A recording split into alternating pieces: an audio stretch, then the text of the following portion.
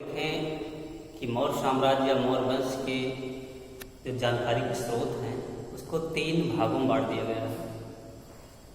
तो पहला स्रोत आप देखें साहित्यिक स्रोत, दूसरा विदेशियों का स्रोत, तीसरा पुरातात्विक साक्ष्य। अब इसको पुनः और डिवाइड करते हैं। साहित्यिक स्रोत में हम ब्राह्मण साहित्य, बौद्ध साहित्य, जैन साहित्य को इंक्लूड करते हैं। सेकंड, विदेशियों के विवरण में मेगास्थनीज का विवरण सबसे प्रमुख रूप से जाना जाता है। और तीसरा, पुरातात्विक साक्ष्यों में अशोक के अभिलेख और पश्चिमी भारत में रुद्दामन, जूनागढ़ का रुद्दामन का अभिलेख। ये सब एविडेंसों के आधार पर हम मौर्य वंश के इतिहास के बारे में जानकारी प्राप्त करते हैं।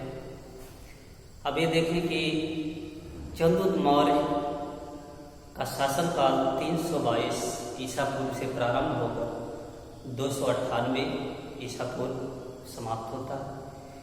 और इस दौरान चंद्रगुप्त मौर्य ने 2 विशेष वर्क किए थे। एक, भारत में यूनानियों को भगाकर विदेशी दासता से मुक्ति। दूसरे, भारत में जो अत्याचारी नंद वंश का शासक था उसको हराकर और उसकी जगह भारत में एक मौर्य वंश की स्थापना की।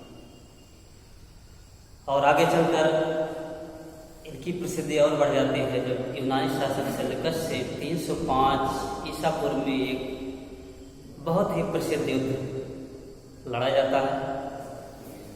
और इस युद्ध में विजयी चंद्रगुप्त मौर्य होता है। विजयी के बाद एक तिरस्कारपूर्ण संधि यूनानी शासक सेल्यूकस करने का मजबूर हो जाता है। और इस संधि में 3 प्रमुख बातें थीं।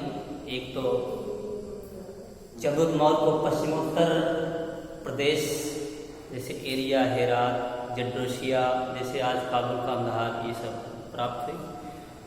दूसरे, सेल्यूकस ने अपनी पुत्री सेंट हेलेना, कहीं कहीं इसका नाम कार्नेलिया मिलता है, प्राप्त होता है, कहीं कहीं सेंट हेलेना भी मिलता है और कार्नेलिया भी। तो इससे विवाह चंद्रगुप्त मौर्य का किया था। अर्थात भारत में एक लिखित पहला अंतर्राष्ट्रीय विवाह माना जाता है। और इसके परिणाम स्वरूप चंद्रगुप्त मौर्य ने सेल्यूकस को 500 हाथी उपहार में दिए। तो इस तरह भारत में चंद्रगुप्त मौर्य सेल्यूकस को हराकर एक महान शासक के रूप में अपनी प्रसिद्धि हासिल करता है। और अपने शासन की समाप्ति पर चंद्रगुप्त मौर्य जैन साधु के बाद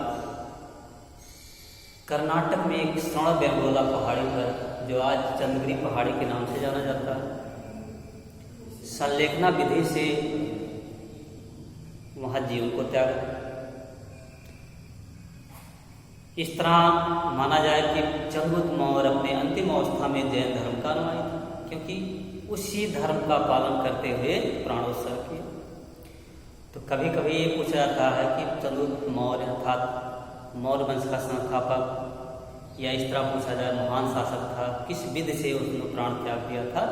तो जैन धर्म की विधि संलेखना है। संलेखना मीन्स होता है काया क्लेश द्वारा अपने प्राणों को त्याग। चंद्रगुप्त मौर्य के बाद मौर्य वंश का अगला शासक बिंदुसार बनता है, जिसका शासनकाल 298 BC से 273 BC तक होता है। और यूनानी पुस्तकों में